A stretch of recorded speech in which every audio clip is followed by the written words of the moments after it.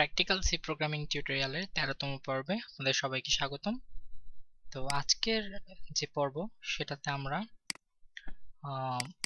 কি করব দেখি, ইফ এলস নিয়ে কাজ করব। অবশ্য আমরা ইফ এলস এর প্রায় শেষের দিকে চলে এসেছি। প্রিরিকুইজিট স্কুলে দেখি। সো আগে কোয়েশ্চেন দেখি।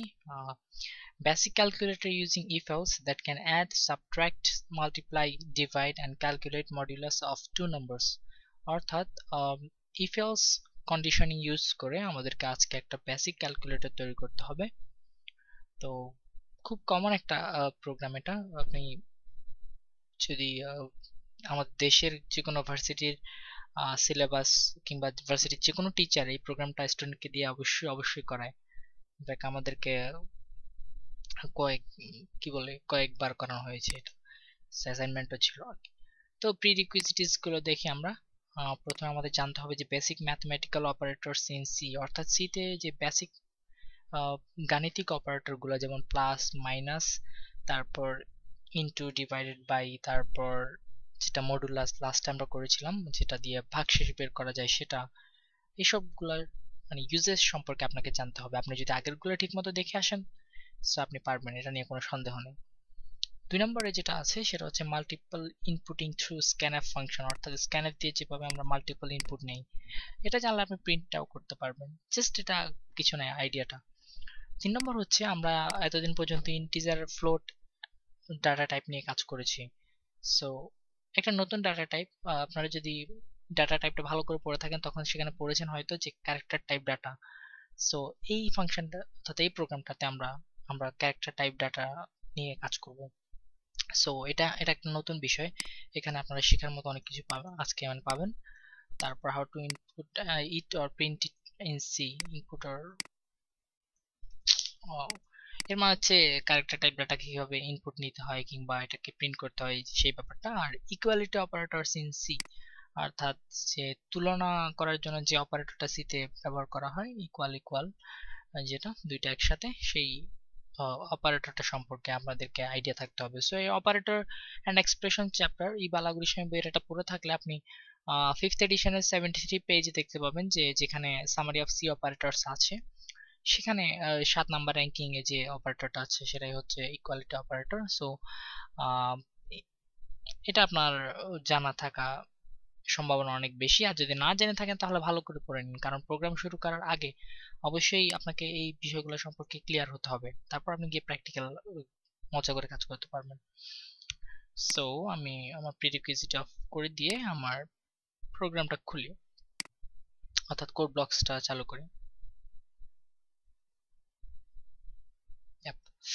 সো একটা নতুন এমটি ফাইল খুললাম, এটাকে সেভ করব আমরা আমাদের লোকেশনে, screen casting, practical C with resources এবং 13 নম্বরে। সো প্রোগ্রাম ডট সি, এবার আমরা আমাদের বেসিক যে স্ট্রাকচার ইনক্লুড ওগুলা লিখে ফেলি। সো লিখে ফেললাম আমি। এবার আমরা তিনটা ভেরিয়েবল ডিক্লেয়ার করব, সেটা হচ্ছে ফ্লোটের নিচে, কারণ আমরা যাতে দশমিক সংখ্যাগুলো যোগ বিয়োগ করতে পারি। So num1, num2 and result, তিনটা অপারেটর মানে তিনটা ভেরিয়েবল নিলাম, এবং আমরা অপারেটর সেভ করার জন্য একটা ক্যারেক্টার নিব, ক্যারেক্টার টাইপ, অর্থাৎ কার, তারপর ভেরিয়েবলের নাম দিলাম ধরুন ওপিএস, অর্থাৎ অপারেটর, যাই হোক ওপিএস লেখে। সো এবার আমরা এই তিনটে ইনপুট নিব। সো প্রথমে একটা প্রিন্টএফ লিখে দিই, printf enter the input in the following format, অর্থাৎ আজকে একটা ফরম্যাট অনুযায়ী ইনপুট দিতে বলবো। সো এখানে একটা প্রিন্টএফ দেই, আমি জাস্ট প্রিন্টএফ এর মধ্যে কিভাবে ইনপুটটা নিব সেটা দেখাই দিচ্ছি, তারপর আমি ইনপুটটা নেব। So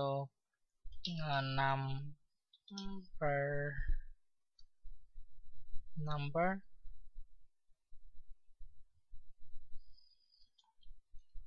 1 operator number 2। ওকে, scanf। এবার আমরা ইনপুটটা নিব। আমরা যেটা ইনপুট নিব সেটা হচ্ছে নাম্বার 1, নাম্বার 2 এবং ওপিএস। সো আমরা প্রথমে দুটো পার্সেন্ট ডি দিয়ে দিই, যেহেতু আমরা পার্সেন্ট ডি না পার্সেন্ট এফ হবে, পার্সেন্ট এফ। দুটো পার্সেন্ট এফ হচ্ছে আমাদের নাম্বার 1 এবং নাম্বার 2 এর জন্য, এবং মাঝখানে হবে আমাদের ক্যারেক্টার, অর্থাৎ আমাদের ক্যারেক্টারটা হচ্ছে ওপিএস। সো সি তে ক্যারেক্টার যখন ইনপুট নিতে হয় তখন আমরা পার্সেন্ট সি ইউজ করি, যেটা আমরা ফ্লোটিং নাম্বারের জন্য এফ এবং ডেসিমাল পয়েন্টের জন্য অর্থাৎ ডেসিমাল নাম্বারের জন্য আমরা ডি ব্যবহার করতাম। সো কমা দিয়ে আমরা আমাদের নাম 1 নাম 2 বসিয়ে দিব।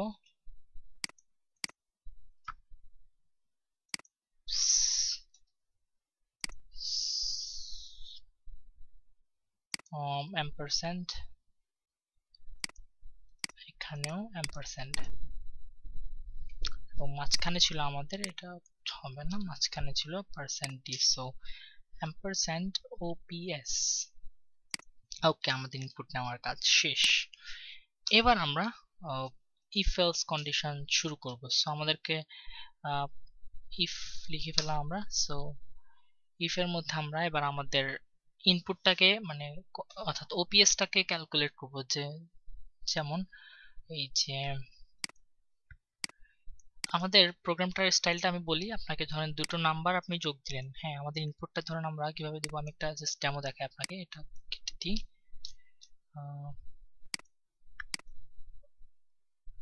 সো এখানে কি এরর, এখানে একটা কমা মিসিং। এরর থাকলে আপনি এখানে ডিবাগিং করে ফেলতে পারেন সহজে। ইনপুট, ওকে, আমাদের এখানে একটা ডিভাইডার দেওয়া উচিত। নিউ লাইন,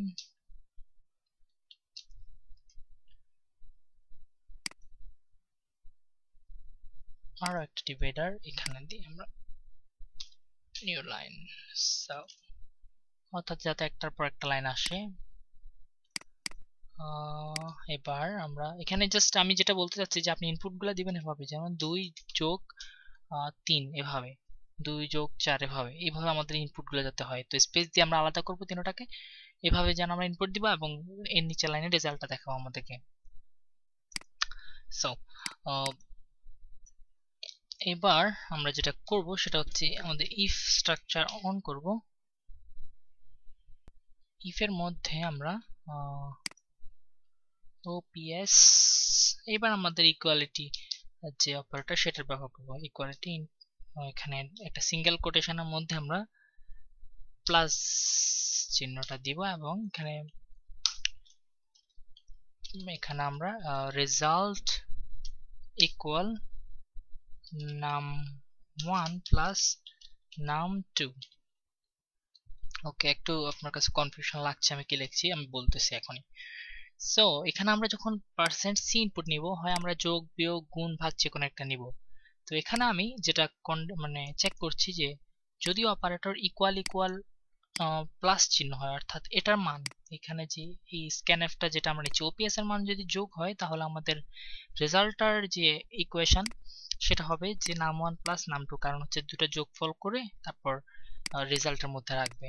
তো সেটা একটা সিম্পল একটা ব্যাপার, কিন্তু কনফিউশন যেখানে সেটা হচ্ছে যে আপনাদেরকে ডাবল চিহ্ন কেন, সিঙ্গেল কেন দিলাম না। সো সিঙ্গেল যে আমরা এখানে নর্মালি দেই, সিঙ্গেলের মানে হচ্ছে কি আমরা ভ্যালু অ্যাসাইন করতেছি, কিন্তু এখানে আমরা অ্যাসাইন করতেছি না, আমরা এখানে চেক করতেছি এটা কি ইকুয়াল, মানে ওপিএস সমান সমান কি যোগ, মানে আমরা এইভাবে জাস্ট একটা কি বলে চেকিং করতেছি যে এটা সমান কিনা। সো আমরা যদি সমান হয় তাহলে যেটা দেখতে পাচ্ছেন যে এটাই হবে। ইফ এটা হলে এটা হয়, যেরকম আমাদের সমান হলে এটা হবে। আর প্লাস চিহ্নটাকে আমরা কোটেশন দিয়ে আলাদা করে দিচ্ছি, সিঙ্গেল কোটেশন আর কি, এটা জাস্ট সিঙ্গেল কোটেশনের মধ্যে দিয়ে হবে। সো এরকম আমরা যদি আরো কয়েকটা আমাদের লাগবে, যেগুলো যে ইফ কপি পেস্ট করে ফেলি, যোগের জন্য হয়েছে, সো বিয়োগের জন্য, তারপর ভাগের জন্য, গুণের জন্য এবং মডুলাসের জন্য। সো এটা ছিল আমাদের, এগুলো সবগুলো এলসিফ হবে। এলসিফ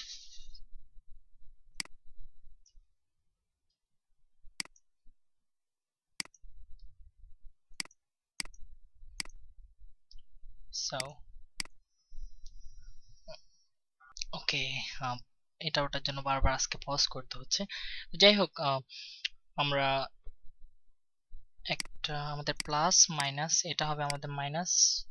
সো আপনারা টাইপ করে নেবেন যে মাইনাস, এটা হবে ইন অর্থাৎ মাল্টিপ্লাই, এটা কি করলাম, এটা হবে মাল্টিপ্লাই এবং এটা মাল্টিপ্লাই এবং এটা হবে ডিভাইডেড বাই, এটাও হবে ডিভাইডেড বাই। সো আমাদের মেবি আরেকটা মিসিং, যোগ বিয়োগ গুণ ভাগ,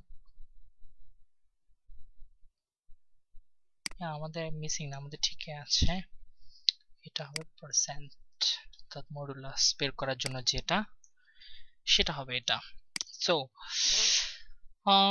আমরা ইনপুট নিয়ে ফেলেছি। ইফের মধ্যে যেটা আমরা করেছি যে অপারেটর যদি যোগ হয়, ওপিএস যদি যোগ হয় তাহলে যোগ করবে, ওপিএস যদি বিয়োগ হয় তাহলে বিয়োগ করবে, ওপিএস যদি মাল্টিপ্লাই হয় তাহলে মাল্টিপ্লাই করবে, আর ওপিএস যদি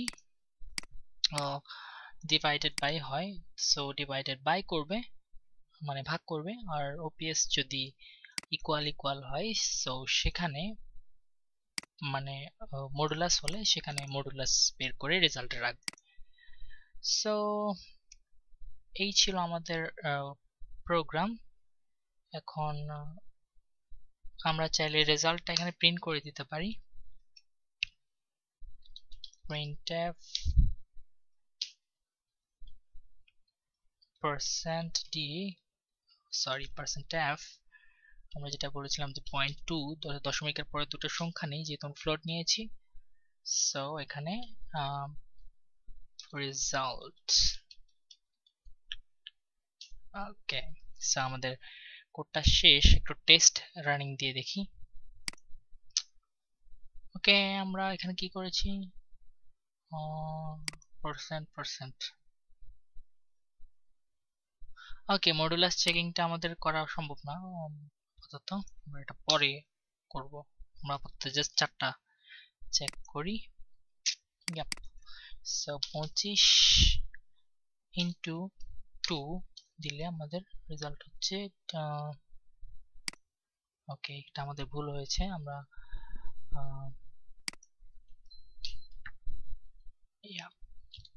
এবার ঠিক আছে। সো আমরা যদি আবার রান করাই, নাম্বার ফার্স্ট 25 ইন্টু 2 সো 50। হ্যাঁ, আমাদের ক্যালকুলেটর কাজ করছে, কিন্তু আপনার আশা করি আপনি বুঝতে পারছেন যে আমি এলসি ফেলসি দিয়ে করে ফেলেছি। কিন্তু একটা ব্যাপার কি, তখন প্রোগ্রামটা আবার রান করাই, 25 দিয়ে যদি আমি জে দিয়ে আবার 5 দিয়ে দিই তখন এরর আসতেছে, মানে অপারেটরটা যদি আপনি ভুল বসিয়ে ফেলেন তখন কি হবে, কোয়েশ্চেন। সো আমরা এটার জন্য একটা প্রুফিং সিস্টেম রেডি করি। আমরা চাইলে একটা অপারেটর এখানে নিতে পারি, ইন্টিজার অপারেটর না, একটা নতুন পদ্ধতি আপনাদেরকে শিখাই, ইন্টিজার ইনভ্যালিড। ওকে, ইনভ্যালিড নামে একটা আমি ভ্যারিয়েবল নিলাম। সো এটার একটা ভ্যালু অ্যাসাইন করে দিই সাথে, এটা হচ্ছে ইকুয়াল ধরুন 0 করে দিলাম। ওকে, এরপর আমরা যেটা করব,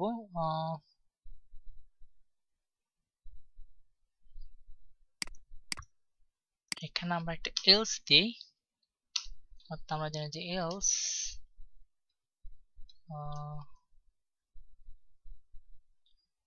এর মধ্যে আমরা ইনভ্যালিড ইকুয়াল 1 কেন দিলাম এটা আমি একটু আপনারা পরেই বুঝতে পারবেন। সো আমি এখানে একটা ভ্যারিয়েবল ডিক্লেয়ার করেছি যেটার মান হচ্ছে 0, আর অর্থাৎ প্রোগ্রামের শুরুতে এটার মান হচ্ছে 0, কিন্তু যদি এলস হয় তাহলে এটার মান হয়ে যাবে 1। আমি জাস্ট এটাই বোঝাতে চাচ্ছি যে অর্থাৎ যে কোনো অন্য কিছু যদি প্রবেশ করায়, অর্থাৎ ওপিএস এর মান যদি এই এখানে যেগুলো দেওয়া আছে এই চারটার ভিত্তিতে অন্য কোনো একটা হয়, তাহলে সেটা ইনভ্যালিডের মান, অর্থাৎ সেটা ইনভ্যালিডের মান চেঞ্জ করে ফেলবে। সো এখানে আমরা যদি আরেকটা ইফ এলস স্ট্রাকচার চালু করি, প্রিন্টএফটা থাক, আমরা প্রিন্টএফটা ইউজ করব একটু পরে। So if invalid valid equal 1, so ইনভ্যালিডের মান যদি 1 হয়ে যায় তাহলে রং অপারেটর printf, সো কোলনের মধ্যে wrong operator। ওকে, সো ইনভ্যালিডের মান যদি 1 হয়ে যায় সেক্ষেত্রে আমাদেরকে printf দিবে wrong operator, আর যদি else, ওকে, else হবে আমাদের printf। এই যে এই লাইনটা, আমরা এবার কোডটা রান করে দেখি, আমি একটু পরে আবার আপনাদেরকে বুঝিয়ে দিচ্ছি কেন আমি এরকমটা করলাম। else invalid, ওকে, invalid হবে। সেভ, invalid, বারবার দ্রুত টাইপ করতে গিয়ে কিন্তু আমার এররই হচ্ছে। সো একটু তাড়াতাড়ি বলছি, আমার ভিডিওটা শর্ট করা প্রয়োজন এই জন্য। ওকে, সো 25 আমি জে দিলাম, তারপরে 2 দিলাম, রং অপারেটর। ওকে, অর্থাৎ এখানে যোগ বিয়োগ গুণ ভাগের চাইতে অন্য কিছু দিলে আপনাকে বলবে যে এটা রং অপারেটর। অথবা আপনি কিন্তু একটা কথা মাথায় রাখবেন যে কি, ইনপুট দেওয়ার সময় 25 দিলেন, তারপর সাথে সাথে আবার ইনটু দিয়ে দিতে পারবেন না, আপনাকে একটা স্পেস দিয়ে ইনটু তারপর 2 দিতে হবে, তারপর দেখলেন যে ওকে।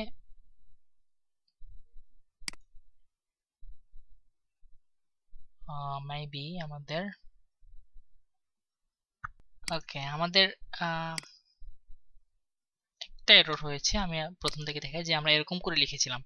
তো কিন্তু আমরা আগেই দেখেছি যে কিন্তু আমরা কি তুলনা করার জন্য, অর্থাৎ এটা কি এটার সমান, এটা চেক করার জন্য কিন্তু আমরা জাস্ট ইকুয়াল টু 1 লিখি না, আমরা জাস্ট ইকুয়াল টু এখানে কোলন দিয়ে সিঙ্গেল কোলনের মধ্যে 1 দিয়ে দিয়েছিলাম, এখানে যেরকম দিয়েছি আর কি। সো এটা না দেওয়ার কারণে আমরা একটু আগে কিন্তু একটা ভুল করে বসছিলাম, যেমন ধরেন এখন 25 ইন্টু যদি 2 দেই 50 আসবে, জাস্ট যে কোনো আসবে। আমি প্রত্যেকবার একইটা দিচ্ছি, একটু যোগ করে দেখি, 50 যোগ 25, সো 75, দুটো দশমিকের পরের সংখ্যা দেখা যাচ্ছে। সো এখানে আমি যেটা করেছি সেটা সম্পর্কে একটু বলি। এখানে আমি একটা মানে ভ্যারিয়েবল ডিক্লেয়ার করেছি ইনভ্যালিড, এবং একই সাথে এটার মান অ্যাসাইন করে দিয়েছি 0।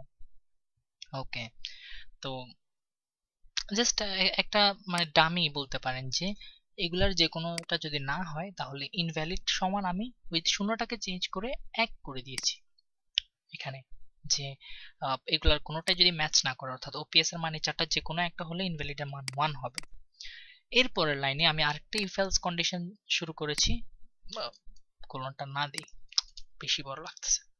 সো এরপরে আমরা আরেকটা ইফ এলস চালু করেছি যেখানে ইনভ্যালিড এর মান যদি 1 হয়, অর্থাৎ এলস, তাহলে রং অপারেটর। সো আমি এটা কিন্তু এখানেও দিতে পারতাম এখানে, কিন্তু এখানে দিলে আবার আমাকে প্রিন্টএফটা প্রিন্ট করার জন্য আরো একটা দিতে হতো আর কি।